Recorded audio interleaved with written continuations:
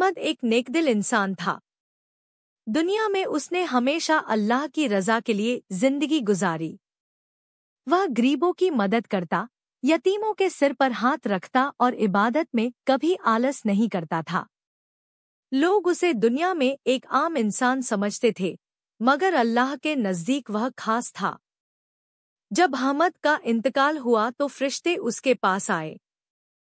उनके चेहरे रोशन थे और उन्होंने नरमी से कहा, ए पाक रूह, उस जन्नत की तरफ चल जिसका वादा तुझसे किया गया था। अहमद ने जैसे ही आंखें खोली तो एक अजीब मंजर देखा। चारों तरफ रोशनी थी, न अंधेरा था न गम। हवा में खुशबू फैली हुई थी। उसने आगे बढ़कर एक बाग देखा जहां नहरें बह रही थी, जिनका पानी दूध और शहद की तरह साफ था। दरख्तों पर रंग-बिरंगे फल लगे थे और परिंदे खुशी के नगमे गा रहे थे। एक दरख्त का फल उसके हाथ में आया। जैसे ही अहमद ने वह खाया तो उसके दिल में ऐसी राहत और सुकून उतरा जो दुनिया में कभी नसीब नहीं हुआ था। फरिश्ते उसे एक महल की तरफ ले गए जो याकूत, मोतियों और सोने से बना हुआ था। फरिश्तों ने कहा, यह वह घर है जो तुमने अपनी नेकियों से बनाया। तुम्हारी हर दुआ, हर नेक अमल और हर सब्र ने यहाँ एक एक ईंट जोड़ी है।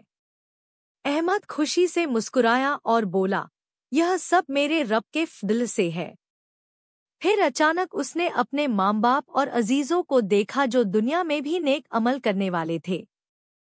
सब एक दूसरे से खुशी और मोहब्बत के साथ मिले। वहाँ न जुदाई थी, न गम, न बीमारी, न बुढ़ापा। सिर्फ सुकून, मोहब्बत और खुशी थी।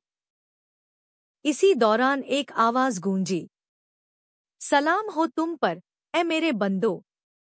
आज से तुम पर न कोई खौफ है न गम। हमेशा के लिए यह जन्नत तुम्हारा घर है। अहमद की आंखों में आंसू आ गए, मगर यह आंसू खुशी के थे। उसने आसमान की तरफ देखकर कहा, या अल्लाह, तेरा शुक्र है कि तूने मेरा ईमान जाया नहीं किया। तू वाकई बड़ा मेहरबान है।